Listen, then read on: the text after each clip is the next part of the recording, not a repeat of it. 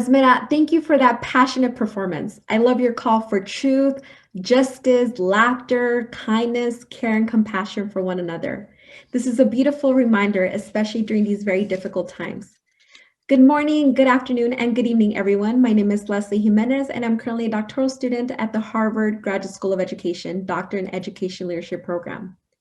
I'm also a member of the First Generation Next Gen Leadership Team and the First Generation and Latino Alumni Associations here at Harvard. In each of these roles, my goal is to produce equitable opportunities and outcomes for students and families, specifically those traditionally underserved. Therefore, I am deeply honored and humbled to present our next guest speaker, Dr. Danielle Allen, who does this work at a national level. Dr. Danielle Allen is the James Bryant Conant University professor and director of the Edmund J. Safra Center for Ethics at Harvard University. She is a political philosopher and public policy expert who focuses on democracy innovation, health equity, justice reform, and education. She also directs the Safra Center Democratic Knowledge Project, a K-16 education provider. Her books include Our Declaration, a reading of the Declaration of Independence in Defense of Equality, Cuz an American Tragedy, and Talking to Strangers, Anxieties of Citizenship since Brown versus Board of Education. She has chaired numerous commission processes and is a lead author on influential policy roadmaps, including Our Common Purpose, Reinventing American Democracy for the 21st Century. She is a contributing columnist for the Washington Post, as well as writing for The Atlantic.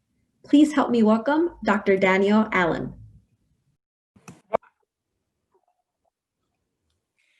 Greetings, GradFest participants. I'm Danielle Allen, Director of the Edmund J. Safra Center for Ethics and James Bryant Conant University Professor. I am so pleased that you're gathering tonight, even if it's in a virtual setting.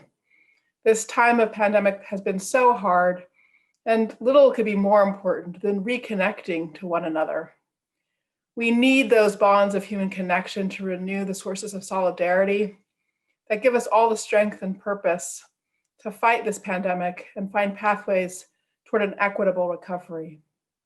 So the time you're spending together is important for human reasons, as well as for your own experience as graduate students. Let me, though, turn to your experience as graduate students. There are a few thoughts I'd like to share with you. First of all, I just want to underscore the importance of GradFest, of connecting with the entire graduate student community at Harvard. None of us learns alone. We all learn in communities, in conversation, in exchanging, testing ideas with one another. And it's so important that you graduate students find community across the entirety of this university. There's no place on earth like Harvard for the array of human talent and imagination and creativity. You deserve to find as much of it as you have an appetite for. And GradFest gives you a chance to do that, to connect broadly across the campus outside of your own department. Excellence on a foundation of inclusion requires those human connections. And I'm just thrilled to see GradFest fostering those connections. Let me, though, say something more about the purpose of your graduate studies and what I hope you can form together, a partnership of a kind. Purpose and partnership, that's my theme for you this evening. Every one of you is here developing yourself into an expert. You will master the tools of your discipline specifically. That process of mastery will require, in some sense, an ever narrowing of your perception, an ever further refinement of precision in how you use and deploy your tools. But of course, that's not why you got into this business in the first place. You got into this business, your graduate study, because of some question that drove you, some problem that you saw as motivating, a challenge to be met. I want you to remember those original questions, those problems that spurred you on. They should give you your sense of purpose. And if you dig into those original questions, to those problems that were aggravating and frustrating and motivating, I think you'll find that you need help from others truly to address them. Every problem worth human attention is bigger than a single mind can typically grasp. We all need one another in tackling the world's hardest problems. One of the key components of expertise is knowing what help you need to find the answers you seek. As you mix and mingle in GradFest, you have the chance to discover people who have mastered tools different than your own. Maybe you work in a quantitative field. Well, perhaps someone who focuses on qualitative interpretation or human narratives and storytelling can help you round out your understanding of the significance of the work that you do. Perhaps you have historical methodologies, dig deep into archives and with texts. Well, perhaps there are those who use numbers and models who might be able to help you refine your questions. The important questions, the ones that matter, require innumerable tools. And if you've got purpose, a sense of why you're pursuing your problem, you'll find the right partners to help you master it. The partnerships that we need to forge as experts, though, aren't just limited to the partnerships we have within our own community of experts.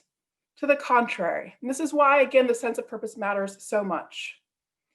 Our purpose ultimately should be to provide answers to questions that matter to all of humanity, to the people around us in our own communities, to the broader global context. To do that work well, experts have to work in partners with people outside the academy, with practitioners, with decision makers, with ordinary people just trying to make their way through life. How do they see the problem you care about? What do they think are the most pressing, hardest problems to answer? What are the values they bring to defining which questions matter in the first place? In order for experts to be effective in a democratic society, they have to partner with people who are outside the academy. They have to enter into those partnerships on equal terms, not expecting deference. There is a place for expertise, and we have to rebuild respect for expertise in our society and even across the globe. But to rebuild that respect for expertise, we have to prove that we are worthy partners. Respect for expertise flows from the trustworthiness of experts. And while we experts have been many excellent things over the last few decades, we have not always been trustworthy. We have sometimes been condescending. We have asked people to defer to us simply because we were the experts. We live in a moment where we have to reconsider what it means to be an expert in the world. Our expertise matters, but we have to earn people's trust. And we earn people's trust through partnership. Across the many schools of this great university, across the many departments, there are so many different contexts and possibilities for partnership. I can't possibly name them all now. Let me just share a few examples from my own experience that might give you some ideas, spark your own imagination. I've studied the history and theory of democracy for decades. Now, though, I have the pleasure of co-designing civic education curricula for 8th graders with teachers, with Cambridge Public School District in the first instance, and now with 12 other districts in Massachusetts.